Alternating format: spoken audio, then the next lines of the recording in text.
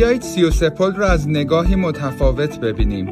این پل تنها در عرض 3 سال ساخته شده و تا امروز 400 ساله که داره ازش استفاده میشه و حتی قبل از ساخت پل‌های جدید بر روی زاینده رود ماشین‌ها هم از روی این پل ارزشمند تاریخی عبور می‌کردند. 33 پل 298 متر طول داره و در عریض‌ترین نقطه از زاینده رود در داخل شهر اصفهان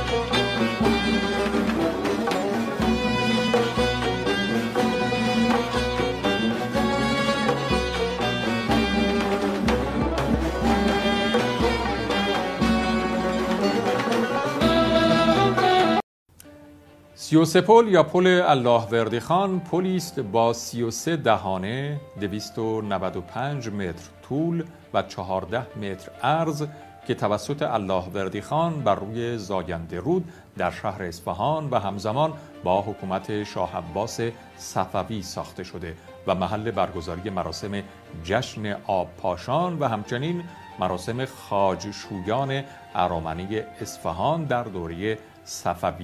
با تیر مژگان میزنی، با تیر مژگان میزنی، تیرم چند، تیرم چند، تیرم چند، غمش هست از پای افکند، پای افکند.